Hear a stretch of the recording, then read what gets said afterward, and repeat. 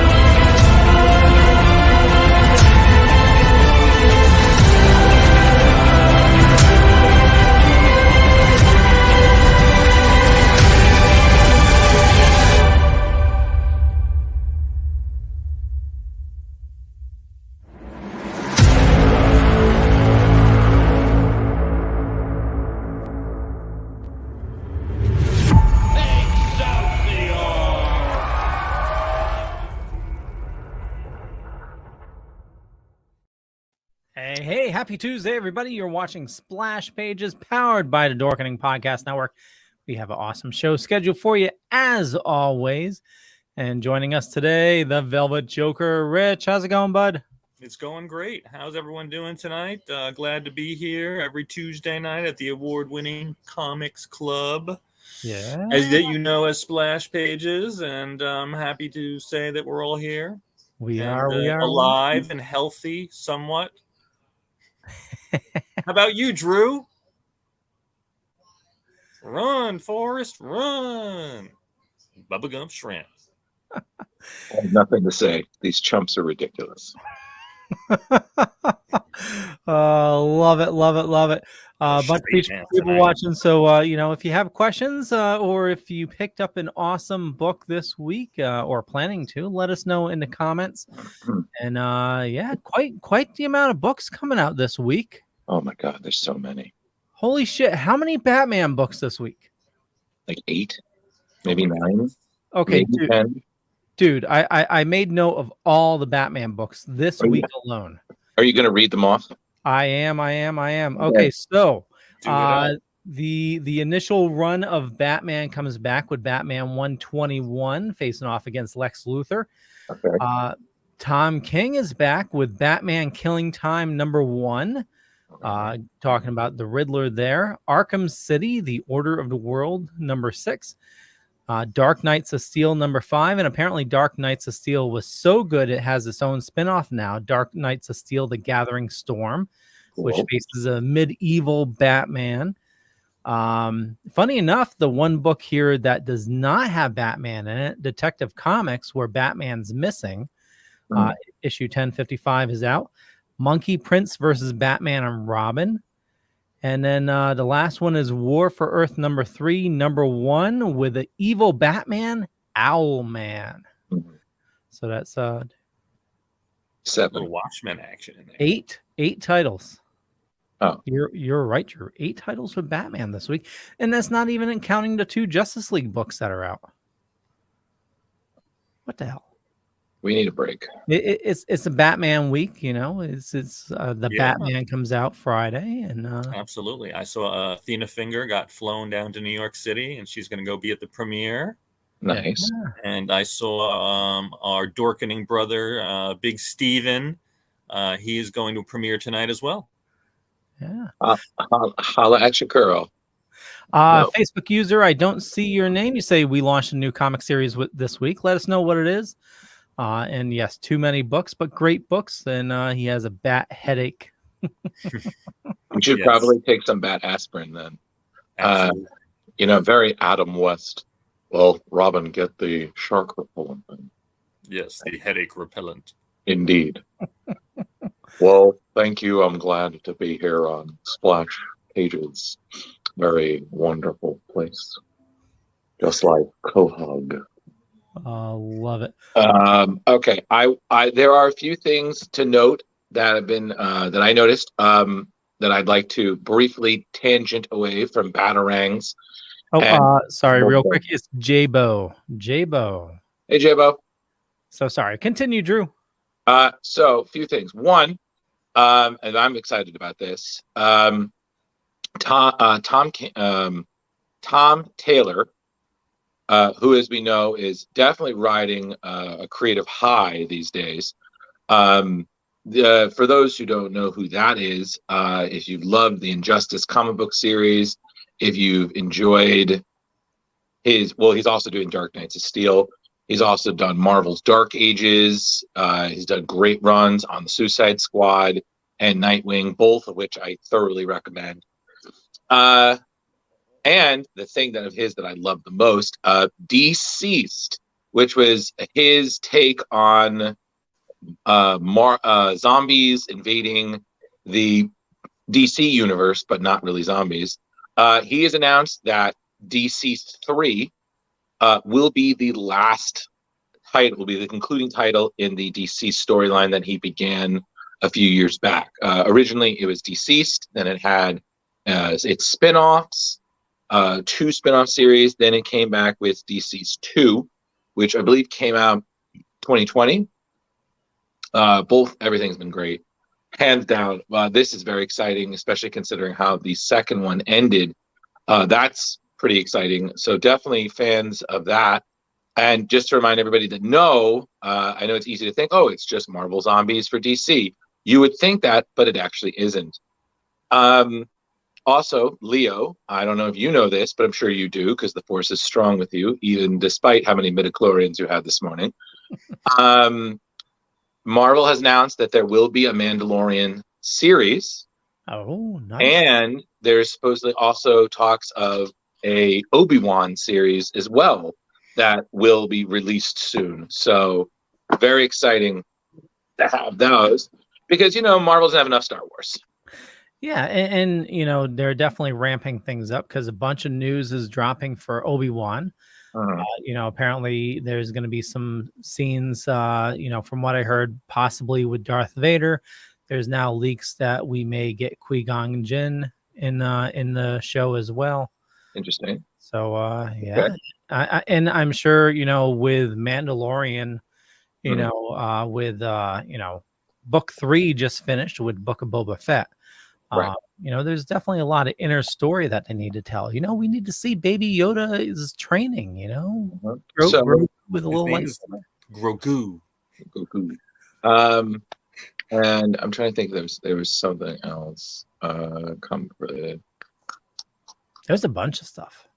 There's a lot. There was a lot this week. It was really hard to nail down everything because then again, we didn't want to overbore you with too much since the book we have this week is very, very intense. Thank you again, Rich. Honestly, Leo, do you have any other? I'm blanking. We're so much. Yeah, I got a ton of stuff. So Titan season 4 started production this week. Nice. Okay. The Funko confirmed that Supreme Strange will be in Doctor Strange 2. Of course. We saw the trailer. I don't know if you guys caught it. It looks absolutely fantastic. The Boys Diabolical. Is that the cartoon? Yeah, 8 animated stories. Looks absolutely fucking bonkers. Get this. These are the minds behind it. Kevin Smith, Justin Roiland, Seth Rogen, Awkwafina, Garth Ennis, Elliot Glazer, Aisha Taylor, Adam Sandberg, and the list goes on. It's just insane. Comes out March 4th on Amazon. Going to be 8 different stories. Cannot wait. Oh, yeah. I think the first one is the baby one with the laser beam eyes. She like blasts everybody. I can't listen. Anything, especially after having read all of the Boys and all of the spin-off series, Honestly, yes, please. We need something that is going to take superheroism and just bring it right to the bloody ground.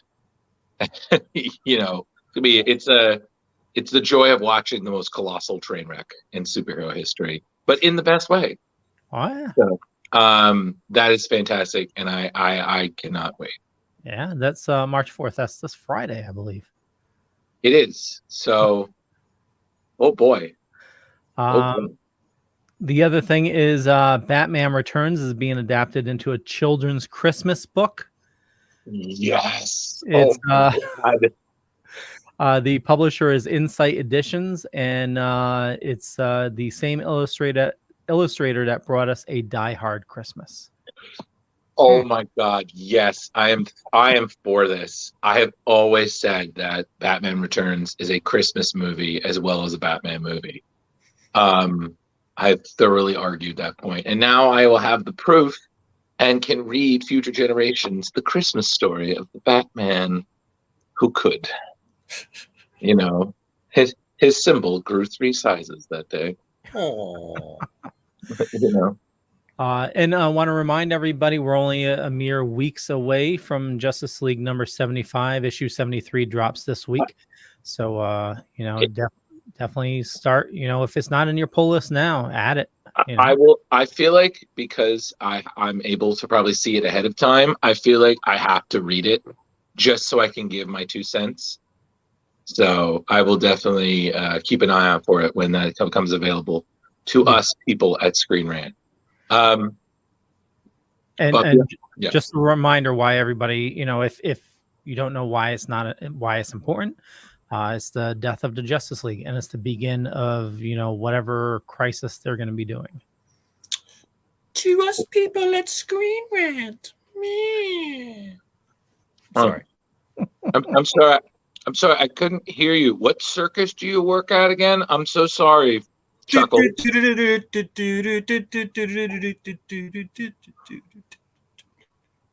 I'm sorry. No, it's fine. This is my act. The raining middle fingers. Sorry, you guys were so chock full of information. I had to interject somewhere. Oh, excuse me. So you guys are awesome. But I think there was something else that was really important to note that I'm totally spacing on. I have been seeing that a lot of mixed reviews for the Batman. A lot of people have been praising Matt Reeves, that's the director, his vision, but general consensus is, and I don't think this will surprise anybody, that the movie is still possibly far too long, which I find is amazing that you have people complaining about that when superhero films generally have gotten longer over time. Like, I mean, again, Endgame is, fairly close to 3 hours, but nobody cares. No Way From Home is definitely in the past 2.5 hour range. Nobody cares, but suddenly it's Batman, like, 3 hours. And I'm just like, and I'm like, okay, you're fine with this, but you'll do a 3 hour long Sorcerer's Stone cut. Right. Okay. Y'all don't tell me that you guys Lord of the Rings, Justice League. Oh, that's in 3 hours is an intermission for Lord of the Rings. Right. Dune. I mean, 3 hours just seems to be more of the norm than it used to be. Yeah. What is the full extended Lord of the Rings? Isn't it like 5 hours or something for the first one? It's probably like 6 with commentary. I remember it's funny because I have a friend. He had a Lord of the Rings themed wedding, which is, I mean, you've never lived till you've seen a Hobbit and an elven princess get married by Gandalf in the middle of Philadelphia. Furry feet? What happened? Furry feet? Indeed. Wow. But it was just it's so funny. And I'd only watched one of the movies. And I was like, okay, before your wedding, I'm going to make sure I watch the rest of them. And I was talking to his wife, and in the background, I heard him yell, "Extended editions or you're a bitch." And I'm like, okay, well, I was like, oh man. I was like, do I have a weekend to just sacrifice for this? I mean, I just want to say, just I'm of the minority. Like, I have always respected Peter Jackson because he began his directing career in horror. And he directed two of my favorite horror films of his, which are Dead Alive, also known as Brain Dead, which is an amazing New Zealand zombie movie, which is fantastic. And he also did The Frighteners with Michael J. Fox, which is one of the last live action movies he did. Yeah, exactly. They're both amazing.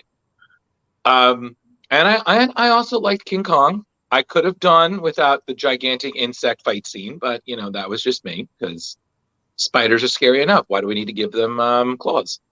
Lord of the Rings, I've always appreciated. I've never been, oh my God, I got to watch them. I will say, and I'm sure a lot of Tolkien and Peter Flaherty's fans would agree with me, The Hobbit should have been one movie, maybe two, not three. I will say that. Although we will always give Benedict Cumberbatch props for being Smaug. And I do not care whoever comments saying I mispronounced it wrong. It's a fucking dragon.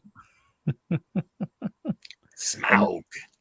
I need to admit that I have not seen the extended editions. I own them, but I have not seen them all. I've seen parts of them, but yeah, that's quite a sitting. It's way too long. Yeah, that's not. That's one of those where if someone's like, "Let's do a drinking game to that," I was like, "No, please, no, I don't. There's not enough meat in the world." Like anything else, sure. Oh, that reminds me. One other thing. So, Rich, yes. I forgot this. I was doing cleaning and I found something that I feel like I'd rather give to you because I feel like you deserve this. So I found this, which is, I don't know if our viewers can see, is a exclusive Three Jokers card that was given when issue 1 came out. And I somehow feel that, Rich, this belongs more with you. Oh, yeah. So, check out, look at that detail there. Look at that. Yeah, it's very cool. That looks like something that needs to be framed in glass. Well, I've kept it very well preserved. So I'll definitely get your info and I'll mail that to you sometime soon. Oh, thank you. You're welcome. He loves me. He really, really loves me. Next time we get an award, I get the plaque. Yes, sir. Can I say something really dorky? Do you remember what show you're on? Can you? Are you able to? Oh, geez. I mean, why not? I just need to admit, when you were talking about going to a wedding in Philadelphia, all I thought is there needs to be a Fresh Prince of Bel-Air and Hobbit mashup. You have a lot of issues, and I've always said that. And I've always said that the time on that keyboard has fried what little left was of your brain, Snake Boy. But that's genius. Leo, I'm on board, but you just need to add an axe. Perhaps a well of snakes. Oh, yeah. Two axes. Battle axes. If you have any more axes, it'll be one of evil. Ba-dum-bum. Thank you. So I don't know. Is there anything? I don't know. I really, like I said, there was so much news. It was really hard to pick one. Is there anything else that you guys wanted to discuss before we get to this extremely intense and somber miniseries? I think that was about it for the big news. What about you, Rich? Anything on your end? No. I got Zippo tonight. Yeah, so all I had was that Athena Finger was going to the to New York City for the premiere. That's all I had. Yeah. Now, are you guys going to check out Batman this week? Probably not. I listen again. I'm liking what I'm seeing, and from what I understand, I'm really enjoying the fact that even though it's very long, which again, whatever, I like that it's a detective story, which is something I feel like Batman has been missing for a long time. Honestly, I'm not really feeling a rush to go to the theater to see it. Is it only theater release, Drew? I think so. So honestly, Rich, I'm kind of good with waiting for when it's available for Leo to slap it on Plex. Mm-hmm. You dirty bastard. I'm just saying. I mean, no, he wouldn't. Personally, I'm personally, I'm probably gonna check it out Sunday. I saw that there's gonna be a 10 p.m. showing Sunday night. I figure that's gonna be Why dead. would you go to that? But then aren't you gonna be tired going up to? Oh, I could just see it now in the morning. Why are you so tired? Vengeance. 10 o'clock Sunday night, huh? Yeah, exactly. What do you hear? He's calling out on Monday. He's totally calling out on Monday. He's totally Why did you call out? Look, he's already laughing. He's like, I totally am. You're right. Yeah, he's totally doing that. And Leo, what are you stricken with? Vengeance. Lights the red light. Love it. So Leo, I'm assuming you've investigated. Is there any like special popcorn or special snacks that they're going to be having? I have not investigated that. The only thing I've seen is what's that pizza company that does it's doing a they sold the bat pizza with pepperoni. Yeah, bat pizza. Like a bat. What, like Little Caesars? Yeah, it's a calzone that's shaped like a bat. Yeah, pepperoni's all over it. Yeah. I'll take what is cheap ploy to get us to buy our overpriced and ridiculous pizza for $200, Alex. Thank you. Thank you. This is overpriced. I thought they were like home of like the $5 like. Oh no. What I mean is that you can lower the price as much as you want. I'm still not eating it. No, yeah, Little Caesars is. I mean, literally, you understand? Papa John's could literally give me a pizza for free, and I'd still throw it out. Oh yeah, Papa John's now. Yeah, and it's not even due to all the scandals in the past. I was like, no, this is cardboard covered in cheese and sauce. Like this is in the front. Drew, having been removed from New York for so long at this point, even your shitty pizza is good pizza. Trust me. Oh, Rich, you don't understand. If we were to schedule a meeting, I feel like I would, as if I'm giving an offer to the clown father. Mm-hmm. I feel like I'd have to bring you New York pizza. Yeah, be like, here. Connecticut pizza. Okay, New York pizza. Okay, it's all right. It's all right. Okay, Leo. Some of the New Haven pizza is good. Okay, but it's not the same. I'm sorry. I need to correct you. Having that, I live in New York. I now work in Connecticut, and I have had some of your expensive pizza. Let me just tell you, you guys may have higher property rates, but your pizza ain't shit. Okay, just gonna say that right here and there. Okay, now if I need to eat a slice, sure, but am I gonna rave? Am I gonna? I'm like, no. Mm-hmm. Jeremy, that's just sad. He loves Domino's. I'm sorry, it's just sad. What, Leo or me? Jeremy popped up his little thing. He said he loved Domino's, and I just feel bad. The Domino's. I feel bad for his taste buds. The Domino's is fine when you 2 o'clock in the morning when you're hungover or high and you just need something to eat.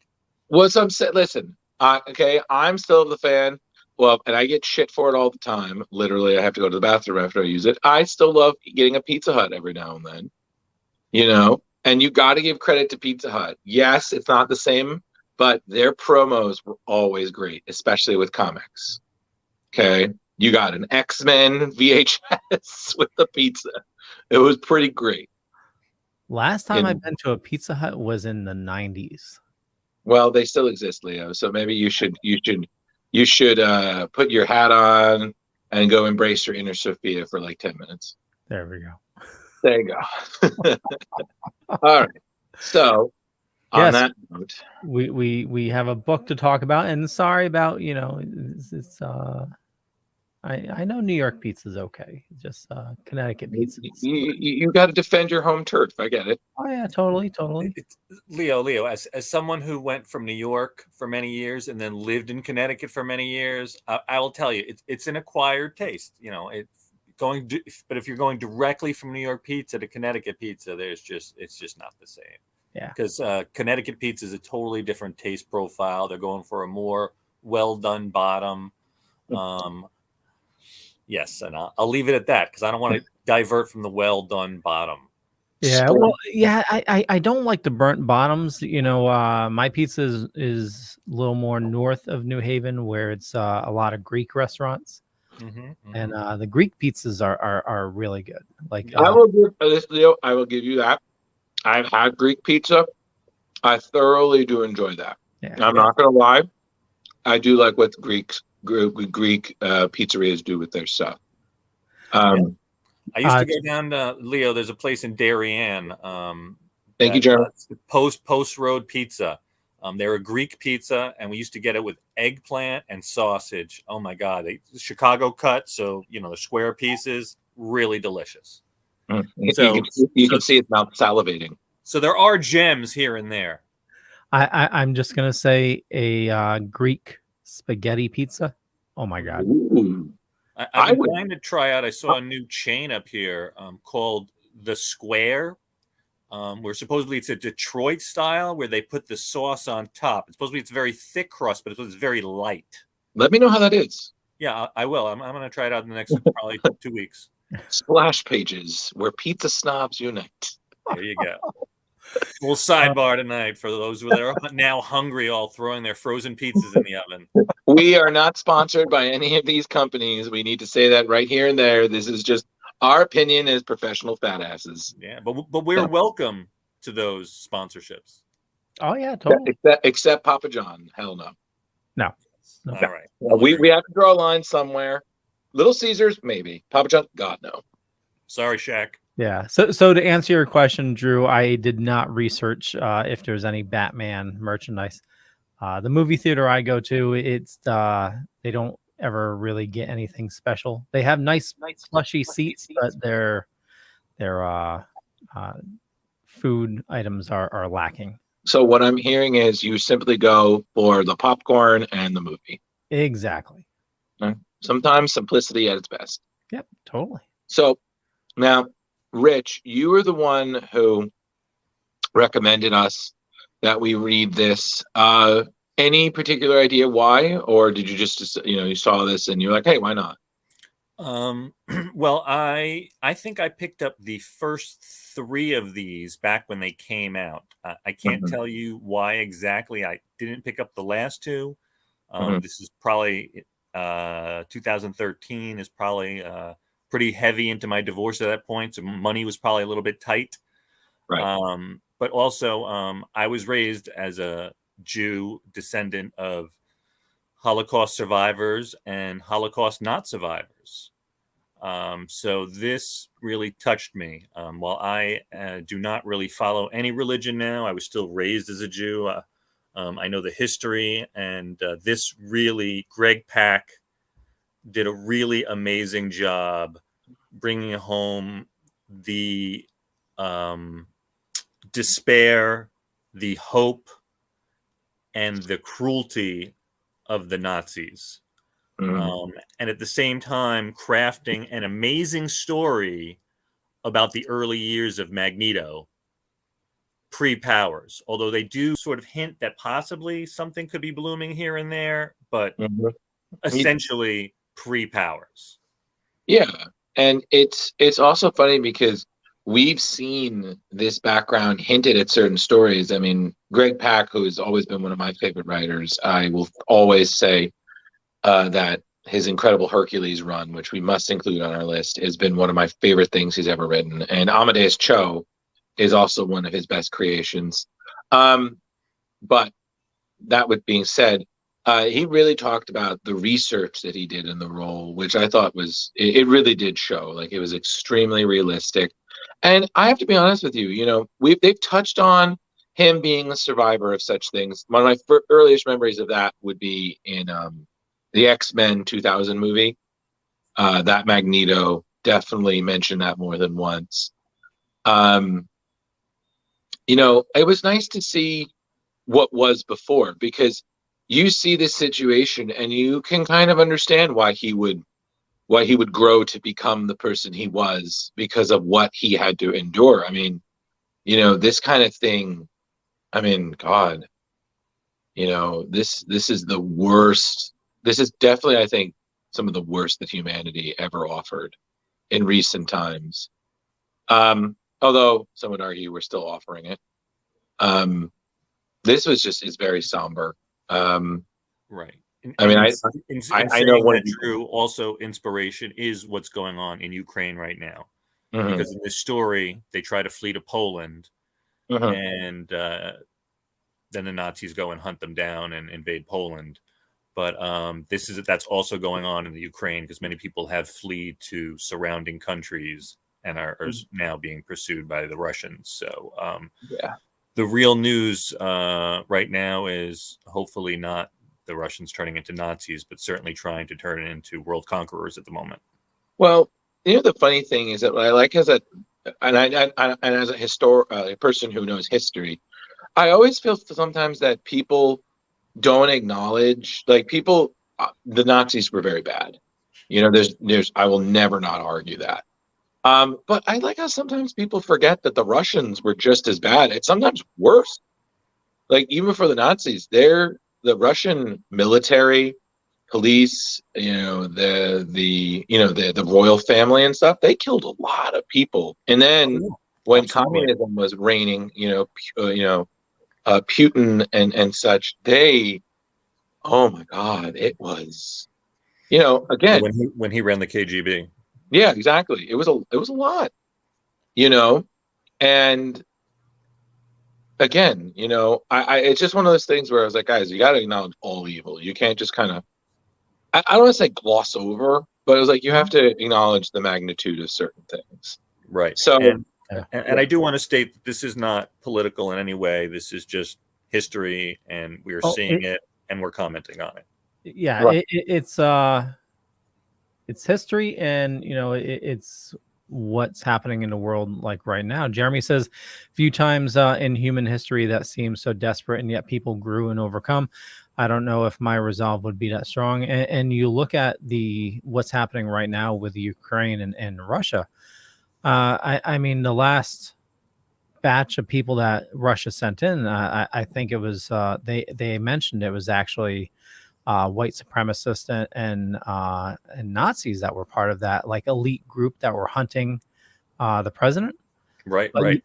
And God bless that man, President Zelensky, because he is doing a crack job. And I don't know, for those who've seen it, and I'm sorry, again, this is not political, guys. I'm just reporting facts.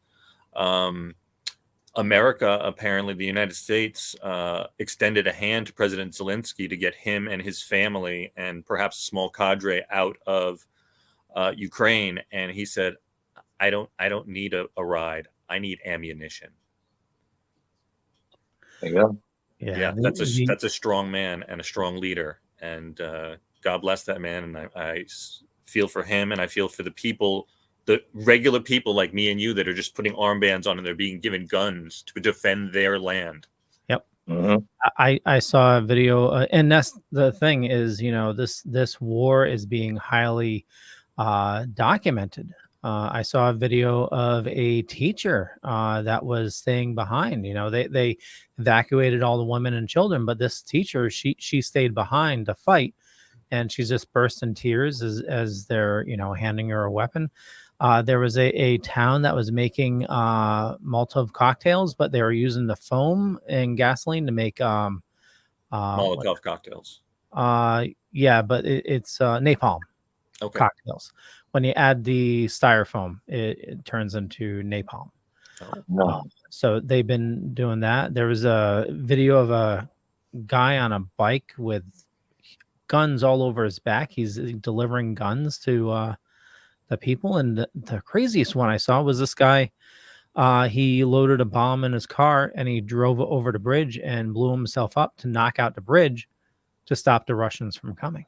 Right. And I feel bad for the Russian people protested, and supposedly about 5,000 of them got arrested. So who knows what's going on to them right now. I hope they get home to their families safely. Yeah. Jeremy says Ukrainians are amazing. Like, bravo, that country and those people. Wish we were doing more. It's hard. It's really hard getting involved in such things, because again, it's so hard because when it comes to international politics, you have to pick your battles, and it's so difficult to do because some things, like you said, should be a no-brainer, but then you have to sometimes consider what are going to be the consequences. And when you're playing politics, it's not as simple as good and evil. There are a lot of layers, and it's again, I'm not justifying anybody, but what I'm just saying is it's a lot of times people will look at things in a very black and white thing, but you have to realize that people, especially in positions of power, sometimes it's not as easy as black and white, like good and bad. Yeah. There are shades, and it's a hard tightrope to walk. Right. And I'll make a nice segue to this. In this story with the Nazis that we're reading tonight, or that we're going over tonight, there are no shades of gray. Yeah. And Jeremy says, absolutely agree. This is insane thing to be watching. Like, this seems more movie like the Batman.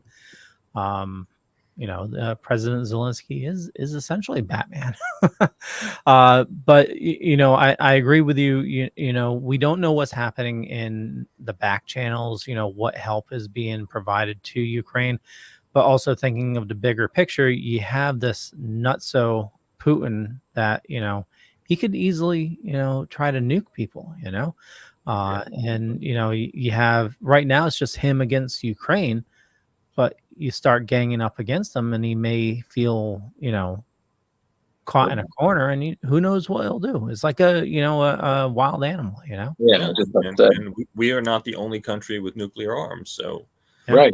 Let's hope it doesn't get to that point. Yep. Yeah, hopefully, because we've I mean, come on, man, we've been through so much already. Like, really, but some people argue, well, countries are pretty profitable during war, and I'm like, yeah, right. Yeah, we don't want to see innocent lives spilled for nothing. So, yeah, exactly. But we wish the people of Ukraine the best, and it's they have good on their side, so hopefully they will prevail. And indeed, all good thoughts. Ooh, excuse me. But and then on top of it, just back to this story, and then on top of it, you have Greg doing phenomenal work, and then you have Carmine and I never get this name right. I've been Giandomenico, the artist whose work I have very much admired for years. Is some people might recognize it. He was the artist for Spider-Man Noir, which was very popular back in the day, back when Marvel Noir was a thing. He did a lot of work during Josh Williamson's The Flash. He did some stuff on the Ultimate Universe. His art is always very expressive, yet I wouldn't say cartoonish, but definitely has that nice simplicity. And his expressions are amazing. I mean, the intensity, the fear, the sadness, the anger, everything is just so vivid in all of his work here. And it really did add to the story. It added just such a nice layer and dimension. Because of the story's content, it's really hard to say. Saying something like, oh, what was my favorite moment doesn't really seem right. I think the best context is that there were a lot of moments here that were very powerful. Absolutely. Yeah. And you've got him. He's 9 years old when this is starting.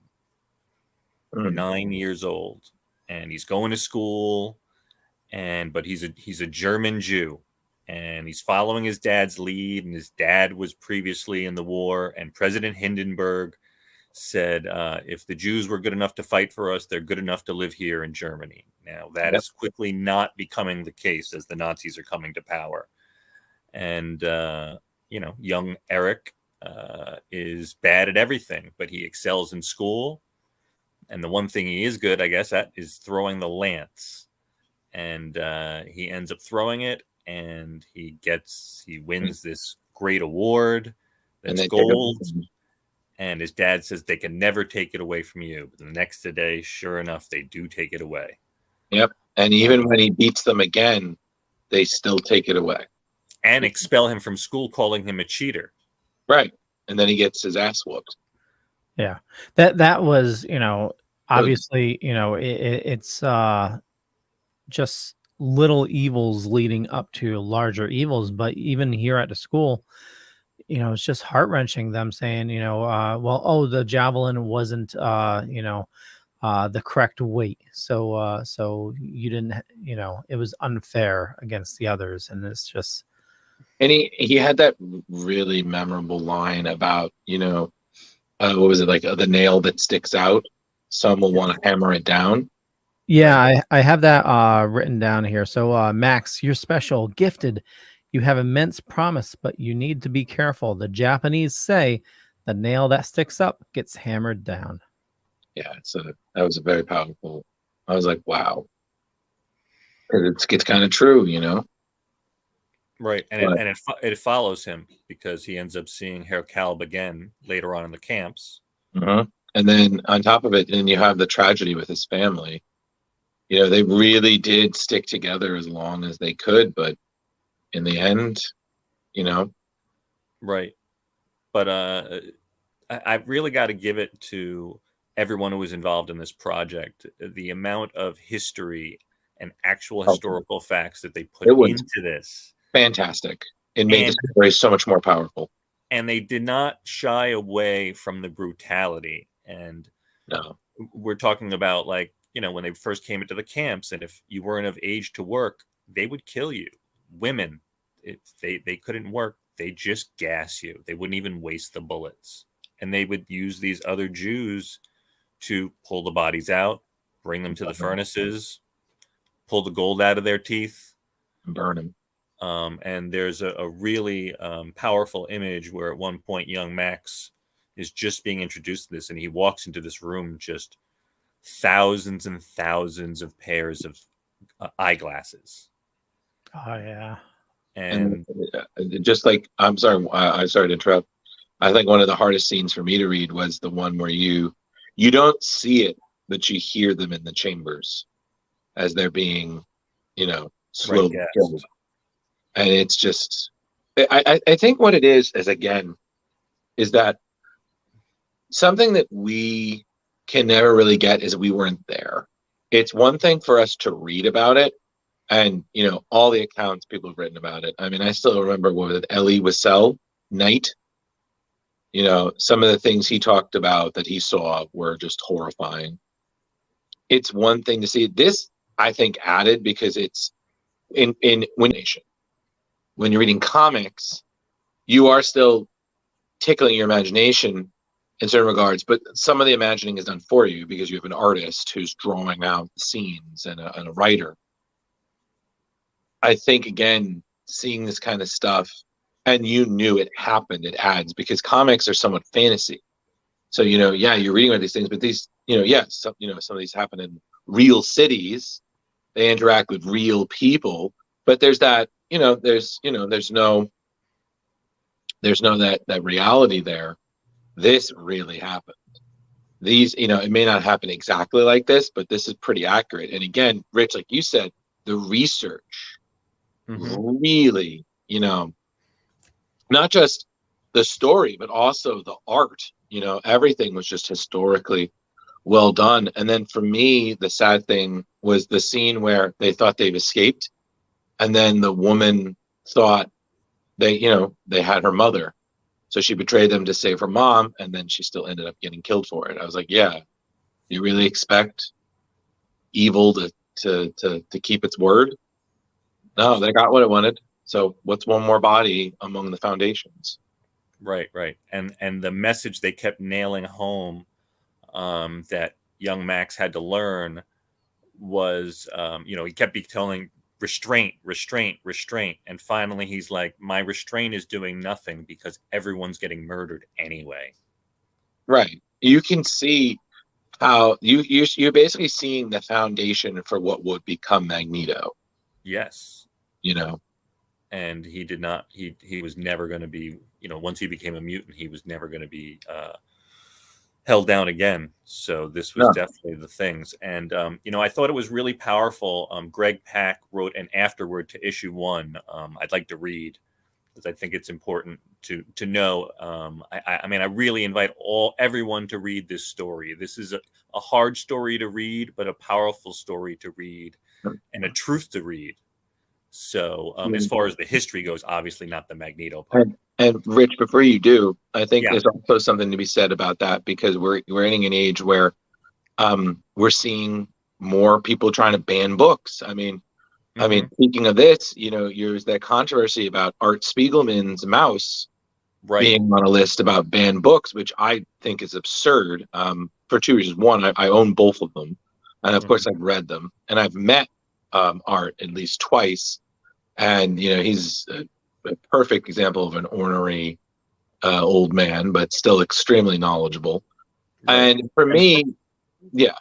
I'm sorry. From what I understand, Drew, I'm just adding on. Then you can continue. Yeah, no, that's fine.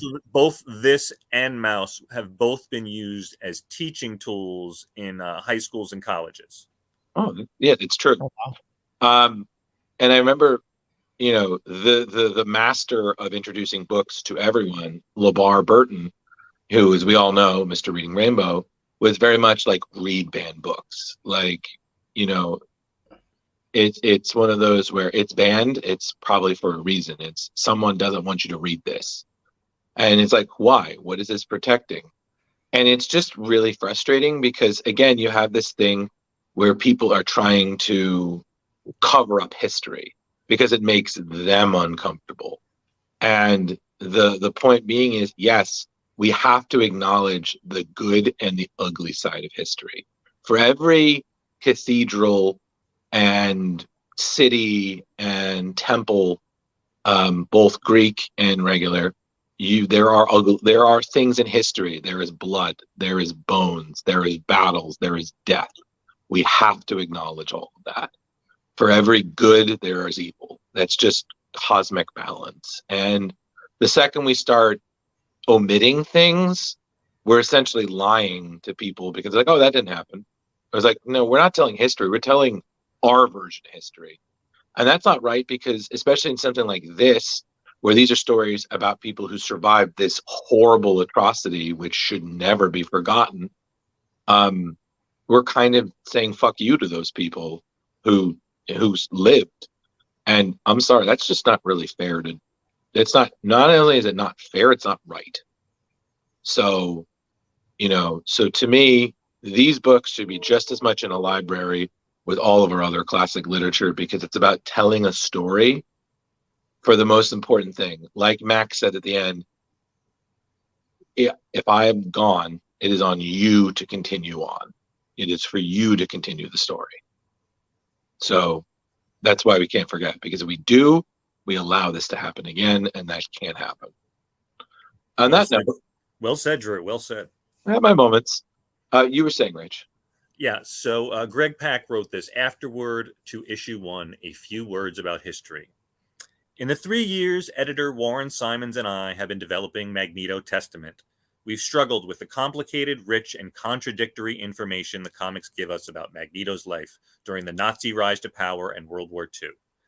Different comics give different accounts of Magneto's name, his age, his ethnicity and religion, his hair color, and even his Auschwitz tattoo number. But as dedicated Magneto fans have documented, the most compelling and essential materials indicates that Magneto was a Jewish boy in Europe during the Nazi ascendancy, and provides several key details about the fate of his family and his experiences in Auschwitz. We've done our best to remain true to these elements while fleshing out the rest of our heroes' experiences based on research into the actual historical record. Longtime readers will notice a wealth of surprising new details. For example, the first time we're revealing Magneto's birth name. And sometimes, because the comic record is contradictory or conflicts with historical fact, we've had to choose one detail over another. But at every step, we've done our best to remain true to the key moments that we've contributed so much towards making Magneto the deeply compelling character we know today.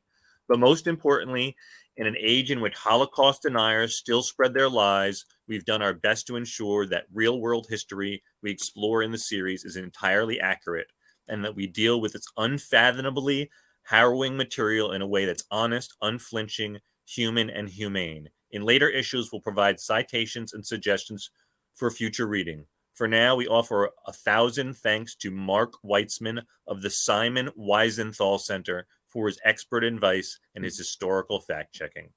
Greg Pack, New York City. That's that. So powerful words, powerful story. Yeah. Honestly, I don't really have much more to say. This is definitely, I think, probably the deepest thing we've reviewed, at least on my time here.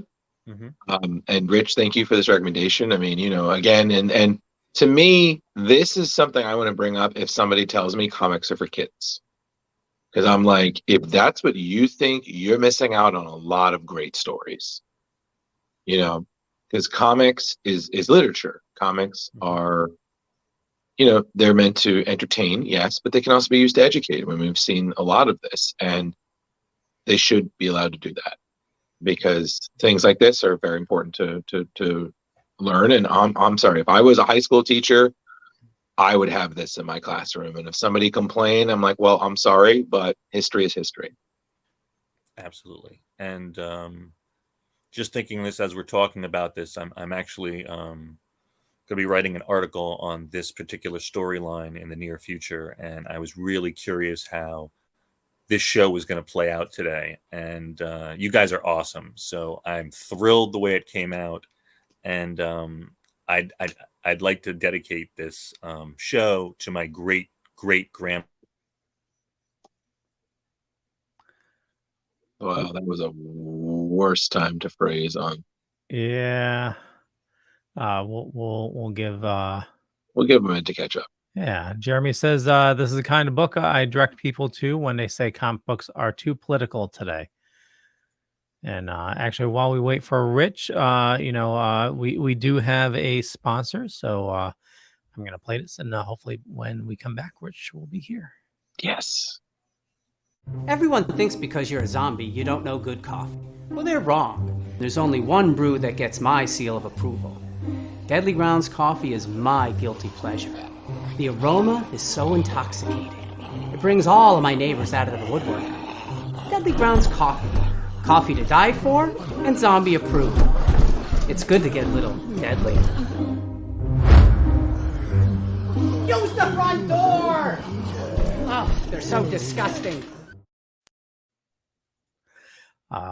And Rich dropped off. Deadly Grounds Coffee. You can find more information in the show notes up above or down below. And also, if you're interested in reading Magneto Testament, we do have an Amazon link in the show notes as well, up above or down below. I think you can get it on Kindle, Amazon Kindle, which is now Comixology. I would like to say something. I do feel that a lot of times comics have become a little too political, in the fact that I feel that they cater very much to one specific mindset. They don't really see a lot of sometimes different contributing mindsets. And I'll give you an example of what I mean by that. One example I feel is Chuck Dixon, who some people may not know who it is, but us longtime comic nerds know that he was a big force of DC in the 90s. He was very prominent in Batman. He's very prominent in Robin. I mean, he basically wrote a huge chunk of Tim Drake's time as Robin. And he's a fantastic writer. He's literally one of the best, but he is a conservative person. Hey guys. Hey Rich. But I feel like, can you hear me? Yes, we can hear you. I can't hear you. You can't hear us? Nothing, huh? No. We can hear you. We can hear you. I'm trying. The internet went down. The internet's back up. Do. Can you hear us now? Going back to the link, if you guys can hear me or not hear me. We can hear you.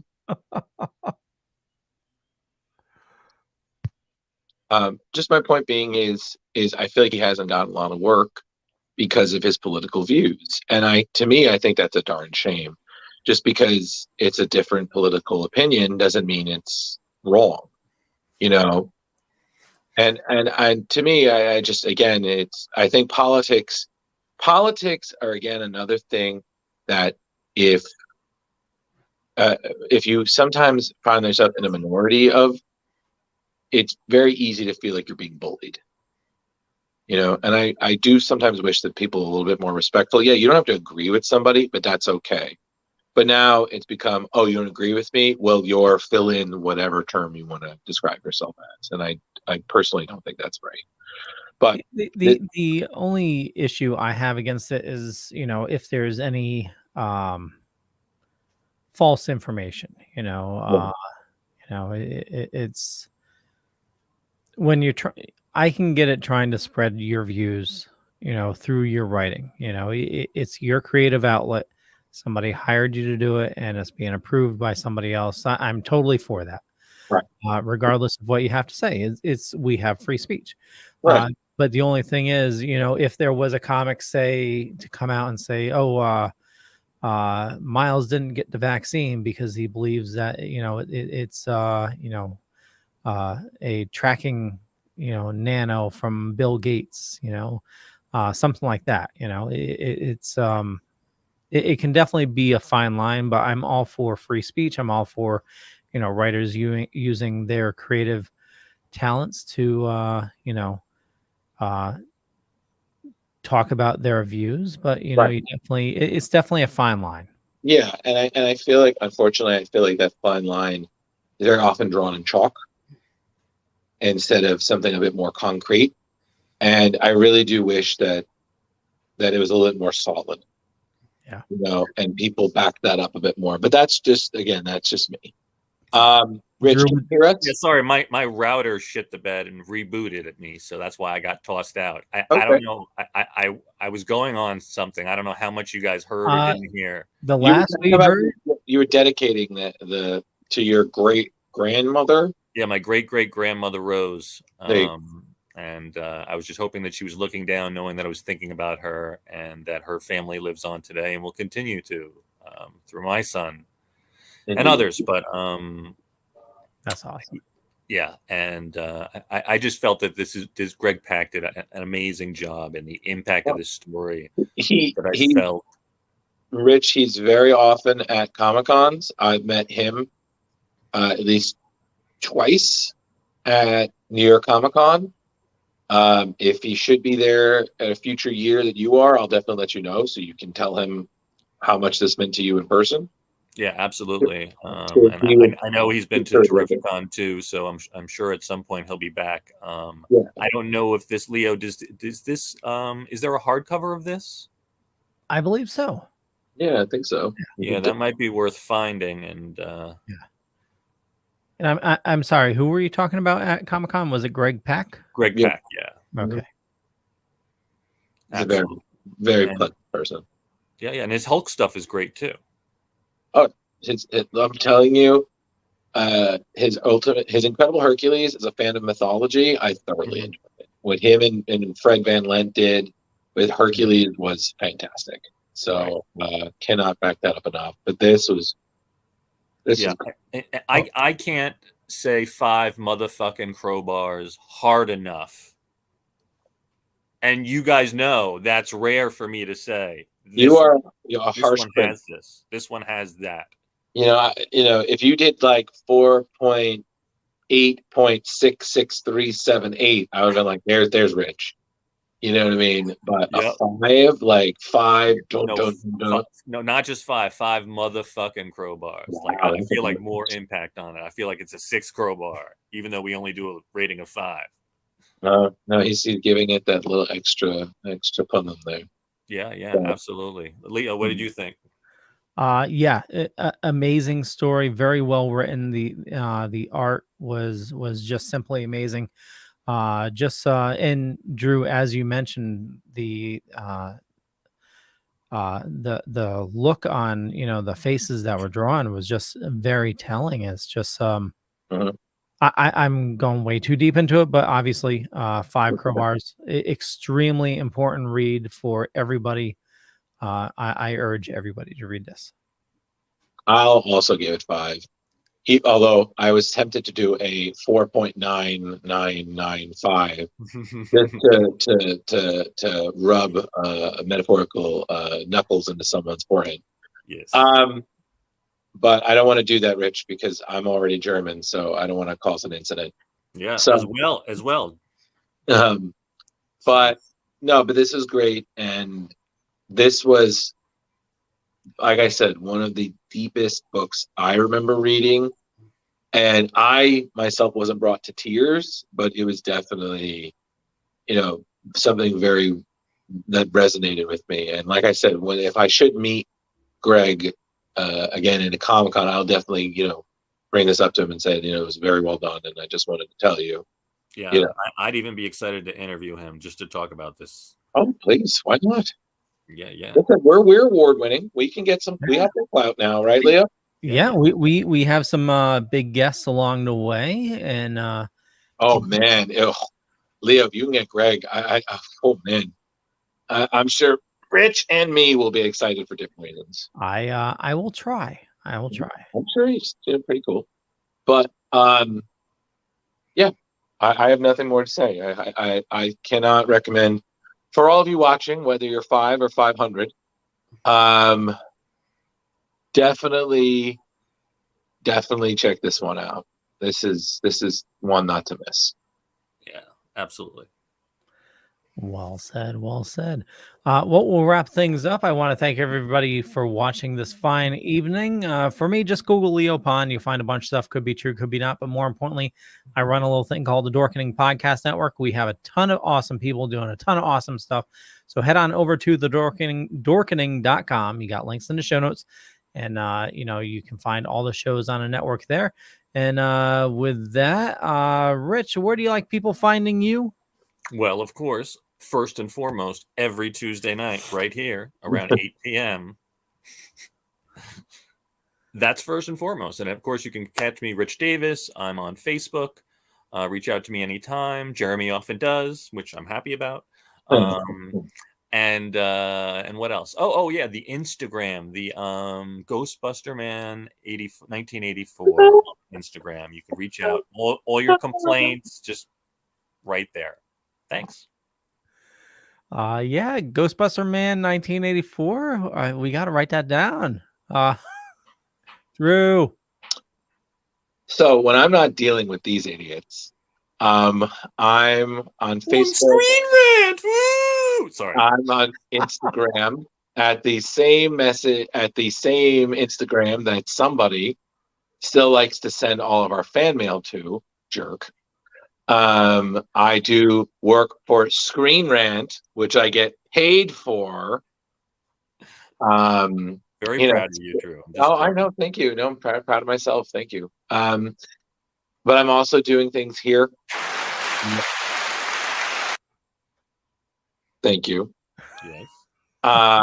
Doing things here, working with splash pages, working on a few other products, other people here. And I will also let you know that we at the Dorkening are working very hard on launching our website, which should be pretty cool once we have the all the kinks and the bugs and all the extra things worked out. So guys, definitely stay tuned because there's a lot of good work coming there for a lot of really talented people. So, I mean, you stuck around long enough, you might as well just stay for the ride. Oh yeah, totally. Yeah, we have a bunch of writers lined up for Splash Pages, the Comic Book Club website. And yeah. Here first. Mm-hmm. Spoiler alert. Spoiler alert. With that, have an awesome night, everybody. Bye. Be safe, everyone.